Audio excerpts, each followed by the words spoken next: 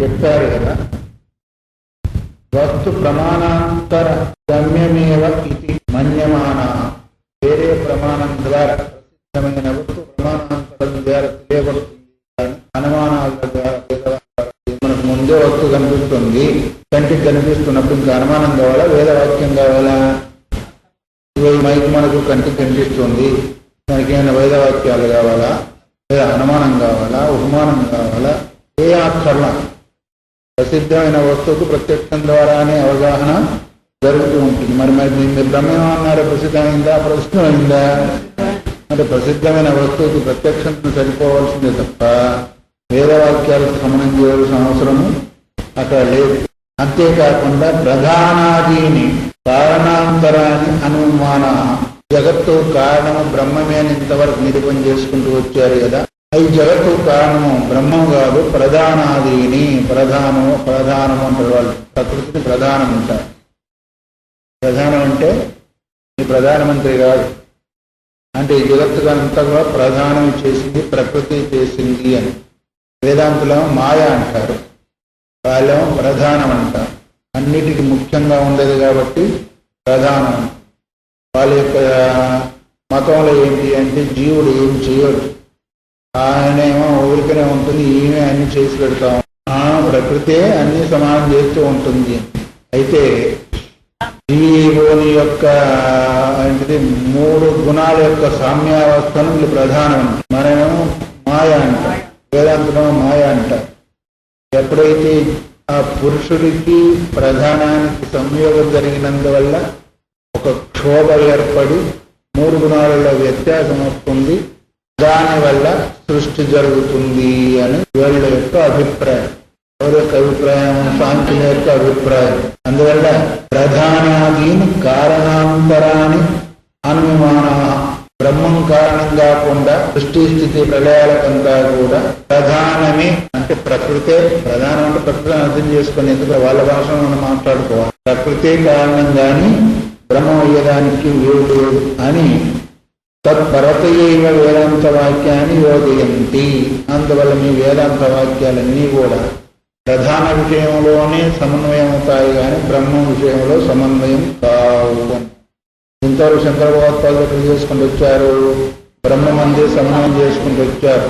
వేదవాక్యాలన్నీ కూడా వేదాంత వాక్యాన్ని కూడా సృష్టి క్రమంలో సృష్టి స్థితి ప్రళయ విషయంలో ప్రధానం సంబంధమేవి సమన్వయం అవుతాయి కానీ బ్రహ్మ విషయంలో కావాలి అని వాళ్ళు ఏం చేస్తారు? ఈ వాక్యాలన్నింటినీ కూడా ప్రధాన విషయంలోనే సమన్వయం చేస్తూ ఉంటారు సాంఖ్యులంతా కూడా.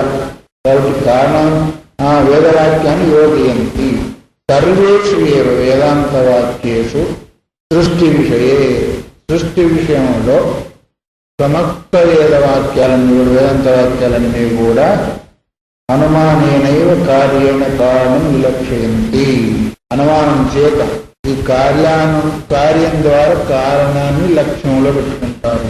కారణం ద్వారా కార్యాన్ని తెలుసుకోవడము, కార్యాన్ని ద్వారా కారణాన్ని తెలుసుకోవడము. మనం దీన్ని కూడా అనుమానం అన్నాం ఒకసారి, మీకు గుర్తుందో లేదో చెప్పాను కూడా. పొగను చూసి అగ్నిని తెలుసుకున్నాం, అట్లాగే మబ్బును చూసి వర్షం అనేదాన్ని గుర్తు చేసుకున్నాం. ఏంటిది? మబ్బును చూసి వర్షం ఏంటిది?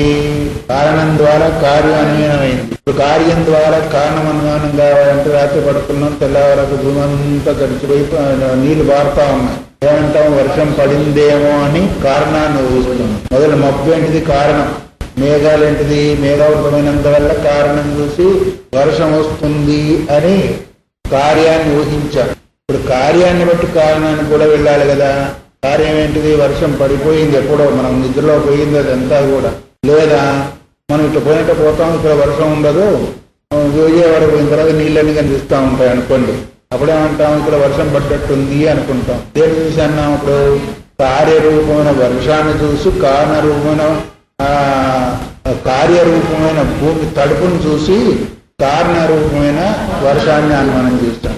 ఇట్లా కారణాన్ని చూసి కార్యాన్ని, కార్యాన్ని చూసి కారణాన్ని అనుమానం చేసే పద్ధతి ఉంటుంది. కాబట్టి ఇక్కడ కూడా సమస్త వేదాంత వాక్యాలు సృష్టి విషయంలో అనుమానేనైవ కార్యేన అంటే కార్యాన్ని బట్టి కారణాన్ని వాళ్ళని లక్ష్య రూపంలో పెట్టుకొని అనుమాన రూపంలో వాళ్ళు సిద్ధం చేస్తూ ఉంటుంటారు. దేని విషయంలో?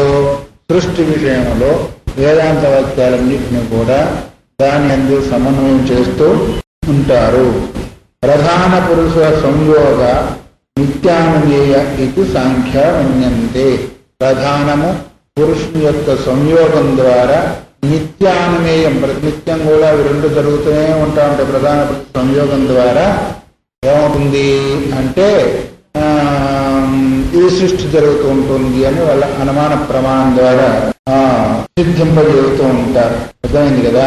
ప్రధాన పురుష సంయోగ నిత్యానుమేయ ఇది సాంఖ్యానుమన్యంతే. సాంఖ్యుల యొక్క అభిప్రాయం ఏంటో చెప్తూ ఉన్నారు.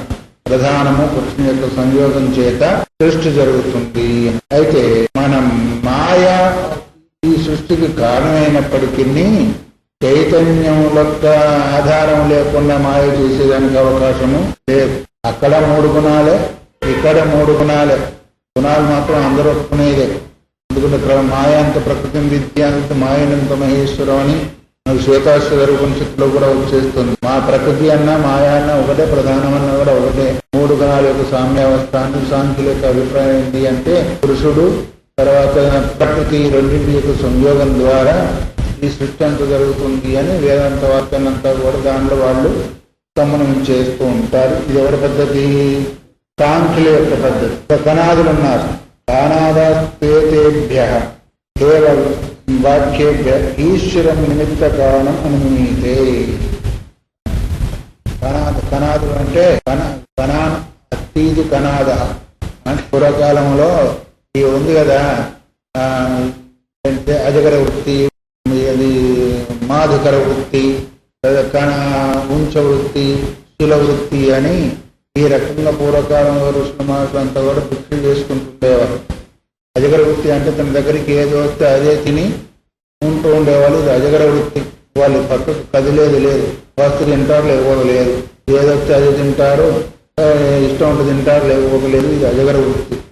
మాధుకర వృత్తి అంటే ఒక్కొక్క పువ్వు దగ్గరికి ఎట్లాగైతే తుమ్మిద పోతూ ఉంటుందో అట్లాగే 5 ఇళ్ళు కానీ 7 ఇళ్ళు కానీ భిక్ష తీసుకుని వచ్చేది తినేది మాధుకర వృత్తి. శిల వృత్తి అంటే ఈ చేలు వగర కోసిన తర్వాత అక్కడక్కడ కంకులు పడ్డా ఉంటాయి కదా, అవి తీసుకొని వచ్చి దంచుకొని వాటిని వంట చేసుకొని తిని అట్లా వాళ్ళు సాధన చేసుకుంటుండేవారు. అది కూడా దోషాన్ని ఉద్దేశించేత ఒక్కొక్క గింజ అక్కడక్కడ పడ్డ ఏరుకొని వచ్చేసేసేసి వాటిని వాళ్ళు శుద్ధం చేసుకొని వంట తించుకున్నారు. అట్లా ఈయన జీవితాన్ని గడిపిన కణాదుడు అనేవాడు. ఒక్కొక్క గింజ అందుకంటే కణాదుడనే పేరు వచ్చింది ఆయన. పూర్వకాలం అట్లా కష్టపడ్డారు కాబట్టి వాళ్ళు ఋషులు అయ్యారు.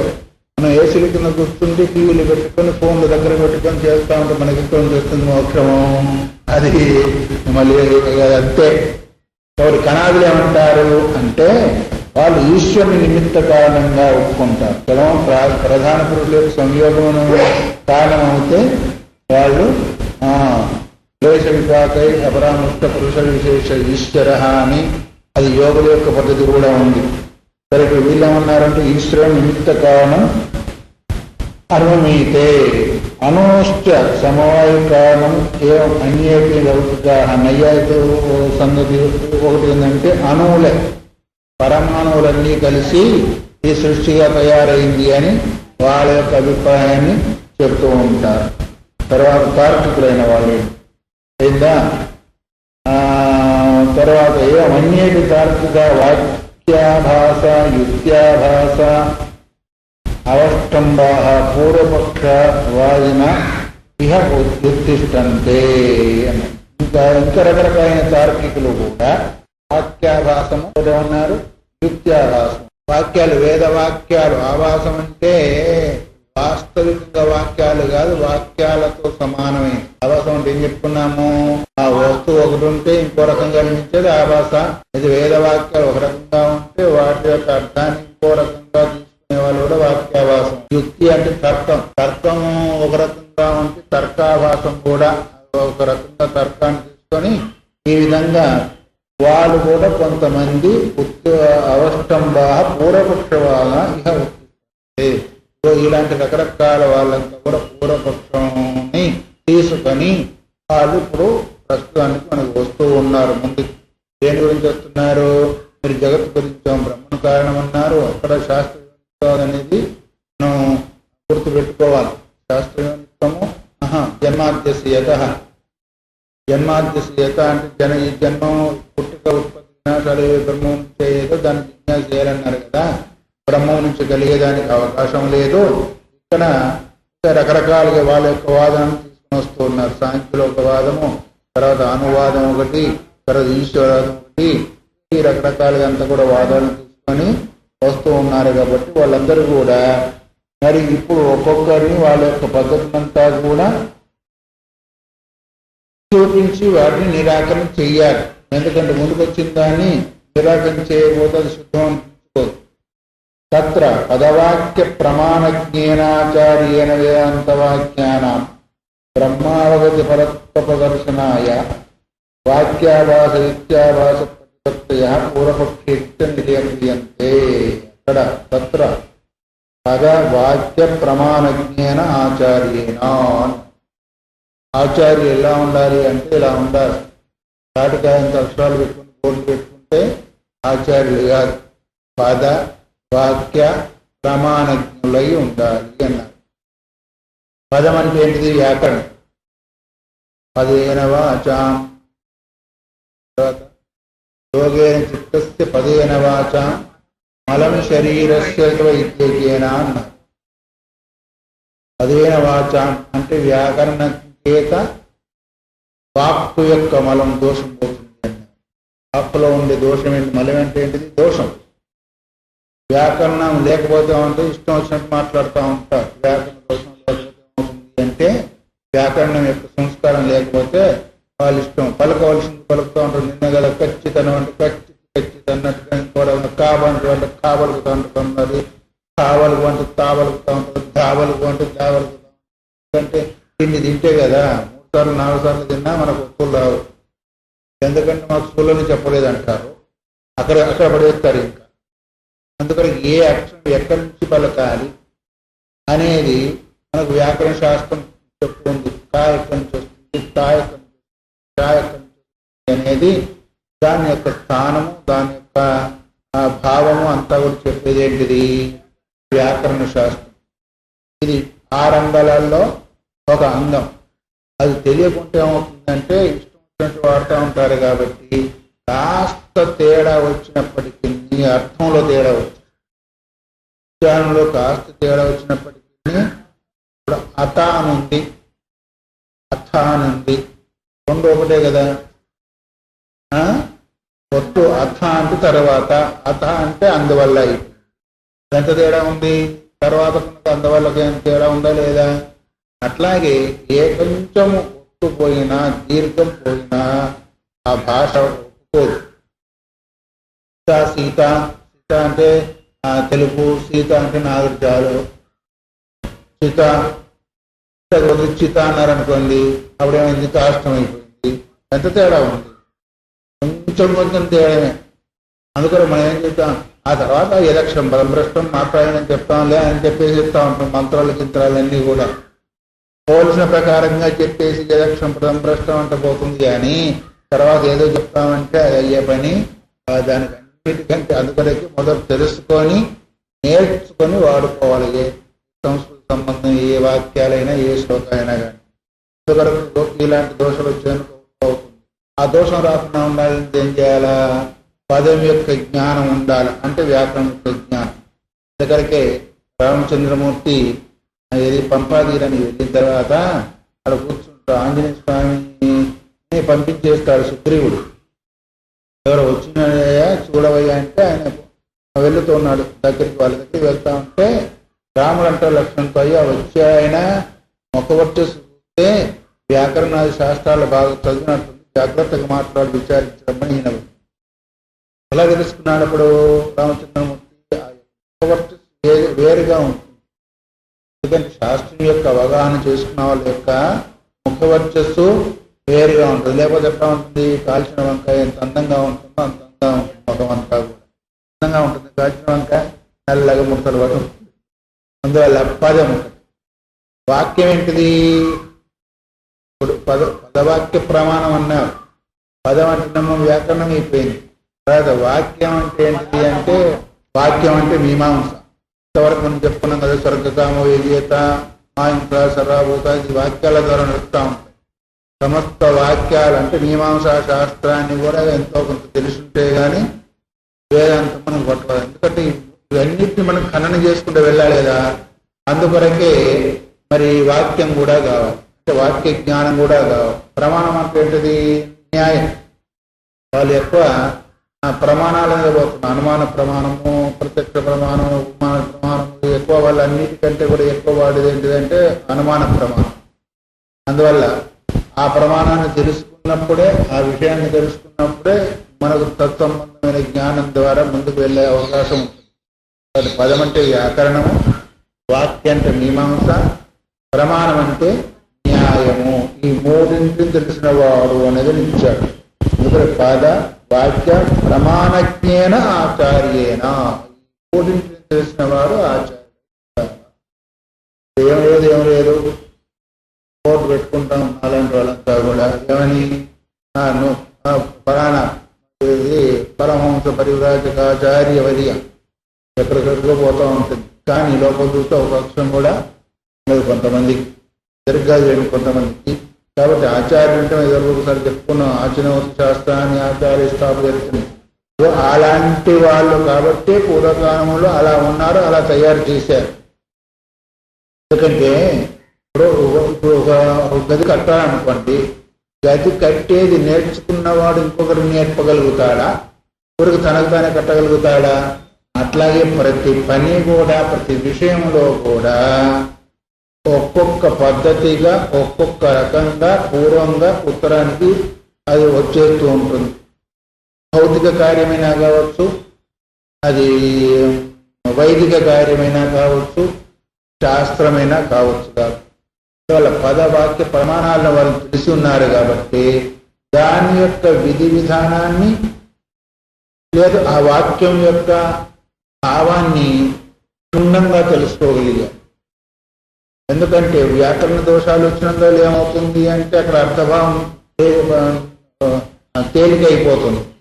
తర్వాత ఆ వాక్యము కార్యంలో ప్రవేశింపజేస్తుందా, కార్యరహితంలో ప్రవేశింపజేస్తుందా అని మనం శాస్త్రం తెలియకపోతే, కాస్త కొంచెం తెలియకపోతే అది కూడా పనిచేయదు.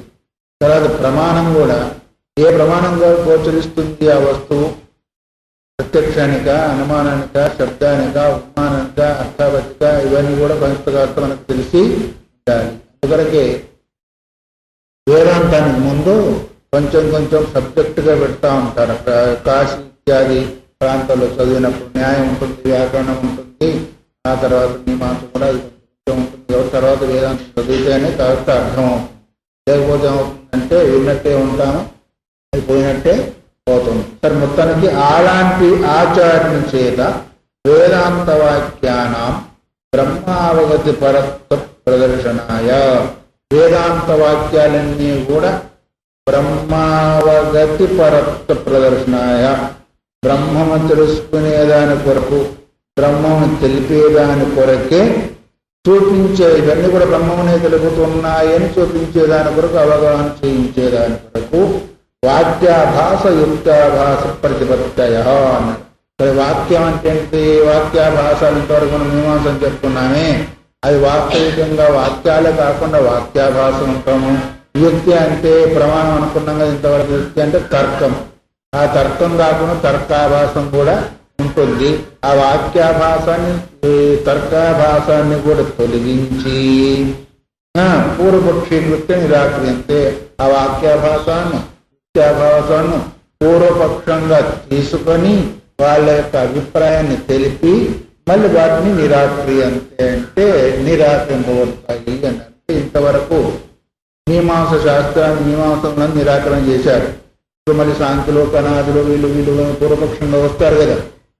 వస్తే వాళ్ళ వాక్యాలు ఏంటి, వాళ్ళు దేని కొరకు వాడారు, ఎలా వాడారు, చేయవలసిన పద్ధతులు సమన్వయం చేశారా లేదా అనే ఉద్దేశం చేత చూపించి వాళ్ళని కూడా ఇప్పుడు నిరాకరణ చెయ్యాలి అని. సరే, మొట్టమొదటి ఎవరు వస్తారు? త్రిగుణత్వాప్త ప్రధానస్య సర్వజ్ఞాన కారణభూతం సర్వత్వం సత్వం ప్రధానావస్థాయామపి విద్యతే ఇది ప్రధానస్య అచేతనస్యైవ తతః సర్వజ్ఞోపచర్యతి. మీ బ్రహ్మం సర్వజ్ఞం అన్నారు కదా, మీ బ్రహ్మం సర్వజ్ఞమైంది కాదు, మా ప్రధానం సర్వజ్ఞమైంది అన్నారు. మా ప్రధానమే సర్వజ్ఞమైంది అంటే సర్వాన్ని తెలుసుకుంటుంది. జ్ఞానం దేనివల్ల కలుగుతుంది? తత్వా సంజాయతే జ్ఞానం, తత్వగుణం వల్ల కదా జ్ఞానం కలుగుతుంది అన్నారు. ఈ బ్రహ్మనేమన్నారు? సమస్తం తెలుసుకునేవాడు కాబట్టి సర్వజ్ఞుడు అన్నారు. అంటే మీ బ్రహ్మకు సత్వగుణం ఉందా సర్వజ్ఞత్వం వచ్చేదాని కొరకు? మీరే అన్నారు కదా సర్వజ్ఞుడు అన్నారు బ్రహ్మము. సత్వగుణం చేతి జ్ఞానం కలుగుతుందని శాస్త్రం చెప్పింది లేదా? మీ ఇష్టం కాదు ఇక్కడ కావాలి, శాస్త్రాన్ని వాళ్ళు వాక్యం తీసుకుంటారు.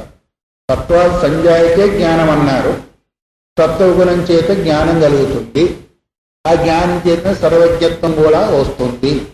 మీ బ్రహ్మకు సత్వగుణం లేదు కదా, సర్వజ్ఞుడు ఎట్లా అయ్యాడు? వాళ్ళు అడిగేది బాగుందా లేదా? అది మనం విచారించాలి. కారణం వాళ్ళు అడిగే కారణం బాగుంది. ఎందుకంటే సత్వగుణం చేత జ్ఞానం కలగాలి. యతయశ్శబ్ద సత్వా, యతులు కూడా శుద్ధసత్వ స్వరూపమైనందువల్ల వాళ్ళు జ్ఞానులు అనుకున్నాం. అవునా కాదా? వాళ్ళు అనే దాంట్లో తప్పు లేదు, మనం తెలుసుకోక అంటున్నాం. కానీ జ్ఞానం సత్వగుణం చేత కలుగుతుంది. అందుకైతే యతులైన వాళ్ళు కూడా శుద్ధసత్వానికి వచ్చారు కాబట్టి జ్ఞానులు అనిపించుకుంటున్నారు. వాళ్ళకు మనం పూజలు చేస్తున్నాం, ఏమో చేస్తున్నాం, అన్ని చేస్తున్నాం. అయితే మీ బ్రహ్మానికి సప్తగుణం ఉందా సర్వజ్ఞత్వం వచ్చేదాని కొరకు? అందుకొరకు బ్రహ్మకు ఉపయోగపడదు. మా ప్రధానానికే ఆ వాక్యాలు సమన్వయం అవుతాయని వాళ్ళ భావన ఇక్కడ తీసుకొని వస్తున్నారు. ప్రధానస్య సర్వజ్ఞాన కారణభూతం సత్వం ప్రధానావస్థాయామపి విద్యతే. త్రిగుణత్వాతు ఏంటిది? ప్రధానం 3 గుణాలతో కూడుకొని ఉంది. ఎవరు? ప్రధానస్య సర్వజ్ఞాన కారణభూతం సత్వం, సమస్త జ్ఞానాలకు కారణభూతం ఏంటి? సత్వగుణం. సత్వగుణంలో 3 ప్రధానంలో 3 గుణాలు ఉన్నాయి. సత్వగుణం కూడా ఉంది కదా. సమస్త జ్ఞానాలకు సత్వగుణమే కారణం. ఇప్పుడు ఏమన్నారు? ఏంటిది? స్తంభంలో స్తంభానికి జ్ఞానం ఉందా అంటే దానికి అంతఃకరణం లేదన్నారు. చెట్టుకు అంతఃకరణం ఉందా అంటే అది అక్కడ కలగలేదంటే ఏమన్నారు? అజ్ఞానం అన్నారు. అజ్ఞానం అంటే ఏంటిది? తెలియంతనము అంటే తమో గుణము కదా. తమో గుణము అంటే 3 గుణాల్లో తమో గుణము వస్తువును తెలియనిది లేదు. రజోగుణము వస్తువు ఒక రకంగా ఉంటే ఇంకో రకంగా భాషింపజేస్తుంది. సత్వగుణం ఏం చేస్తుంది? ఉన్నట్టుగా దొరుకుతుంది జ్ఞానము. మరి ఆ జ్ఞానం సత్వగుణం ప్రధానంలో ఉంది. ప్రధానంలో ఉన్న కారణం చేత సర్వజ్ఞత్వం ప్రధానానికి రావాలా కానీ బ్రహ్మకి ఎట్లా వస్తుంది? బ్రహ్మకి సత్వగుణం లేదుగా. అందువల్ల ఏ గుణము లేదు. ఒక సత్వగుణం ఏంటిది? ఏ గుణాలు లేవు కాబట్టి బ్రహ్మ సర్వజ్ఞానికి అవకాశం లేదు. నా ప్రధానమే. ఎందుకంటే సర్వజ్ఞాన కారణభూతం అంటే సమస్త జ్ఞానాలకు కారణభూతమైంది ఏంటిది? తత్వం. వారు ప్రధానం కాదు. సర్వజ్ఞానాలకు సమస్త జ్ఞానాలకు కారణం ఏంటిది? అసలు జ్ఞానం కలుగుతుంది అంటే సత్వగుణం చేతనే. మనం ఏ కాయం కలిగినప్పటికీ, ఆఖరి వంకాయ బీరకాయ జరిగినప్పటికీ ఏంటిది? అది సత్వగుణం చేతనే కలుగుతుంది. అయితే ఎక్కువ తక్కువ ఉండవచ్చు, మాలిన్యమే ఉండవచ్చు, అది వేరే సంగతి. ఎలా సత్వగుణం అభివృద్ధి అవుతా అలా జ్ఞానం అభివృద్ధి అవుతా ఉంటుంది. కాకపోతే రజోగుణం చేతి ఏంటి? రజో రాగాత్మకం విద్ధి. ఇక్కడ బాగా విస్తరించవలసిన విషయం, మనం కొట్టేయాల్సిన విషయం. వాళ్ళ వాక్యాలు కూడా పటుత్వంగా ఉంటాయి. రజోగుణం యొక్క స్వభావం ఏంటిది? రాగం అంటే క్రియ పోతూ ఉంటుంది. తమోగుణం ఏంటిది అంటే అది వస్తువును కప్పివేసి ఆ జ్ఞానం కలగకుండా చేస్తుంది. ఎత్తికించి జ్ఞానం కలుగుతుంది అంటే సత్వాంశం చేతనే జ్ఞానం కలుగుతుంది. సత్వాంశం లేకపోతే జ్ఞానం కలిగేదానికి అవకాశం లేదు. సుషుప్తు సత్వాంశం లేదు, అక్కడ జ్ఞానం లేదు.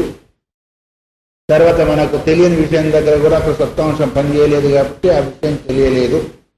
అందువల్ల ఇక్కడ సమస్త జ్ఞానాలకు కారణభూతమైంది ఏంటిది? తత్వం అనేది తెలిసింది. అది ఎక్కడుంది? ప్రధానావస్థాయనపి. ప్రధాన అవస్థలో కూడా అంటే ప్రధానం దేన్ని అన్నాము? 3 గుణాల యొక్క సామ్యావస్థను ప్రధానం అన్నాం. దాని యొక్క అవస్థ ఏంటి? 3 గుణాల యొక్క అప్పుడు అన్నవాళ్ళు ఇప్పుడు విద్యుత్ ఇది ప్రధానస్య అచేతనస్యైవ సతః సర్వజ్ఞత్వం ఉపచర్యతే. అందువల్ల ప్రధాన సమయంలో కూడా ఆ సత్వగుణం ఉంటుంది కాబట్టి ఈ ప్రధానం అచేతనమైనప్పటికీ జడమైనప్పటికీ అందులో సత్వగుణం ఉంది కాబట్టి సర్వజ్ఞత్వం ఉపచర్యతే, దానికి సర్వజ్ఞత్వం ఉంది అనేదాన్ని సాయంత్రం నెమ్మదిగా తీసుకొని వస్తున్నారు. సత్వగుణ కారణం చేసి సర్వజ్ఞత్వం అన్నప్పుడు సత్వగుణం ప్రధానంలో ఉంది కాబట్టి అది జడమైనప్పటికీ దానికి సర్వజ్ఞత్వం అనేది ఉంది అని చెప్తూ వేదాంత వాక్యేషు అవశ్యంచ త్వయాపి సర్వజ్ఞం బ్రహ్మ అభ్యుపగచ్చత సర్వజ్ఞానశక్తిమత్వేనైవ సర్వజ్ఞత్వం ఉపగంతవ్యం. ఈ బ్రహ్మము వేదాంత వాక్యాల ద్వారా ప్రతిపాదింపబడింది కదా. బ్రహ్మమును ఎట్లాగా నువ్వు సర్వజ్ఞత్వం అన్నావు? సమస్తాన్ని తెలుసుకుంటుంది కాబట్టి సర్వజ్ఞానం. సర్వజ్ఞం అంటే ఏంటి? బ్రహ్మం సమస్తాన్ని తెలుసుకుంటుంది కాబట్టి సర్వజ్ఞం అన్నావు. అలాగని వేదాంత వాక్యాన్ని కూడా అందులో సమన్వయము చేశావు. అంటే సమస్తం ఎవరు సమస్తాన్ని తెలుసుకునే వాళ్ళు సర్వజ్ఞులు అంతే కదా. ఎవరు సమస్తాన్ని తెలుసుకునే వాళ్ళు సర్వజ్ఞులే. మీరు కూడా సర్వజ్ఞులే. ఎందుకంటే ఒక గిన్నెను చూసి అన్నం అంతా ఉడిపోయిందని తెలుసుకుంటారు లేదా? మీరు కూడా సర్వజ్ఞులా కాదా? మీరు కూడా సర్వజ్ఞులే. అంటే ఆ సర్వజ్ఞత్వం కాదు, సర్వజ్ఞులు అయినా కానీ సర్వవిత్తు కాదు. సర్వవిత్తు అంటే సామాన్యంగా సర్వం తెలుసుకునేది సర్వజ్ఞత్వం, విశేషంగా సర్వం తీసుకునే సర్వవిత్వం. సర్వజ్ఞత్వం ఉంటే ఉండొచ్చు కానీ సర్వవిత్వము మన దగ్గర లేదు. పుట్టిన వాళ్ళని ఎవరు చచ్చిపోతారు? ఈ సర్వజ్ఞత్వం కాదా? ఏదేది పుట్టిందో అంత కూడా చచ్చిపోయేదే. ఇది సర్వజ్ఞ, ఇది పుట్టింది, ప్రపంచం అంతా పుట్టింది కాబట్టి ప్రపంచం కూడా చచ్చిపోయేదే అనుకుంటున్నామా లేదా? ఇది కూడా సర్వజ్ఞత్వం ఒక రకంగా, కానీ సర్వవిత్యం కాదు. సర్వవిత్వం అంటే అర్థమేమి? దానికి ఉపాదాన కారణం ఏంటిది, దాని నిమిత్తం ఏంటిది, దాని కార్యం ఏంటిది, దాని కరణం ఏంటిది, దాని ఫలం ఏంటిది, దాని ఉనికి ఏంటిది, ఇవన్నీ మనకు తెలుసా? తెలియదు. కానీ ఇవన్నీ బ్రహ్మకు తెలుసు కాబట్టి సర్వజ్ఞము సర్వవిత్ అని అంటున్నాను. అందువల్ల మీ వేదాంత వాక్యాల ద్వారా మీరు ఏం చేస్తున్నారు అంటే సర్వజ్ఞం బ్రహ్మ ఉపగచ్చత, మీ బ్రహ్మంలో కూడా సర్వజ్ఞం అని అనుకుంటున్నారు, తెలుపుతున్నారు. కాబట్టి సర్వజ్ఞాన శక్తిమత్వేనైవ, సమస్త జ్ఞానాలు సర్వశక్తులు ఉన్నాయి కాబట్టి ఈ జగత్తు కారణమని ఇంతవరకు నిరూపణ చేశారు. అందుకొరకే సర్వశక్తిమత్వం సర్వజ్ఞత్వం ఉన్నందువల్ల బ్రహ్మమును సర్వజ్ఞత్వం ఉపగంతవ్యము, అది సర్వజ్ఞమని మీరు తెలుసుకోవాలని చెప్తున్నారు, తెలుసుకుంటున్నారు, చెప్తున్నారు కూడా. నహి సర్వ విషయం జ్ఞానం పూర్వదేవ బ్రహ్మ వర్తతే, సమస్త విషయాలకి జ్ఞానము తెలుసుకుంటూ అది బ్రహ్మ కావడం లేదు. సమస్త విషయాన్ని తెలుసుకుంటుందా మీ బ్రహ్మము? విషయాన్ని తెలుసుకోవాలి అంటే చక్షురాది ఇంద్రియాలు ఉండాలా వద్దా? లేవు. మరి ఎట్లా తెలుసుకుంటుంది? పూర్వపక్షం, ఉత్తరపక్షం తర్వాత సంగతి. తెలుసుకునేదానికి ఏదో ఒక కారణము, ఇంకోటో జ్ఞానం వగైరా ఉండాలా. సత్వగుణం ఉందంటే సత్వగుణాలు లేవు. లేదు ఇంద్రియాలు ఉన్నాయంటే ఇంద్రియాలు లేవు. మరి తెలుసుకునేది ఎట్లా బ్రహ్మము? తెలుసుకునేది ఎట్లా? నహి స్వవిషయం సర్వ విషయం జ్ఞానం కుర్వదేవ, సమస్త విషయాల యొక్క జ్ఞానాన్ని తెలుసుకుంటూనే బ్రహ్మ వర్తతే, అది బ్రహ్మ అన్నిటిని తెలుసుకుంటూ అది ఉండడం లేదు. తెలుసుకునేదానికి జ్ఞానం కావాలి. జ్ఞానం కావాలంటే సత్వగుణం కావాలి, దాంతోపాటు ఇంద్రియాలు కూడా కావాలా, అప్పుడుగా తెలుసుకుంటుంది. అందుకని బ్రహ్మ సర్వజ్ఞం అయ్యేదానికి వీల్లేదు. తదాహి జ్ఞానస్య నిత్యత్వే జ్ఞానక్రియాం ప్రతి స్వాతంత్ర్యం బ్రహ్మణో హీయతే. దాన్ని ఆయన అన్నదాన్ని ఈ వాక్యం ద్వారా సమన్వయం చేసుకుంటున్నారు వాళ్ళు. ఎలా బ్రహ్మ సమర్థించడం రాదంటే జ్ఞానస్య నిత్యత్వే. మీరు జ్ఞానాన్ని ఏమంటారు? నిత్యం అంటారు. అనిత్యం అన్నారు.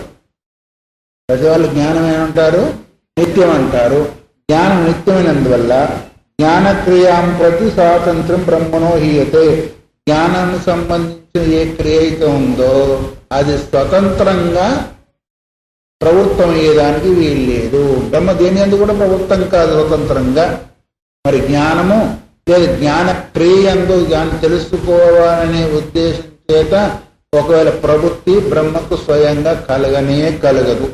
అప్పుడు మరి సర్వజ్ఞత అయింది, సర్వశక్తిమత్వం ఎలా అయింది అని వాళ్ళ వాక్యాల ద్వారా సమన్వయం చేస్తూ ఉన్నారు. అందువల్ల జ్ఞానం నిత్యమైందన్నారు కాబట్టి ఈ బ్రహ్మం కూడా నిత్య జ్ఞాన సంపన్నుడు. జ్ఞాన క్రియ ప్రతి జ్ఞాన సంబంధమైన క్రియ అంటే తెలుసుకోవాలనే ఏ క్రియ అయితే ఉందో దానికి సంబంధించి స్వాతంత్రం బ్రహ్మనో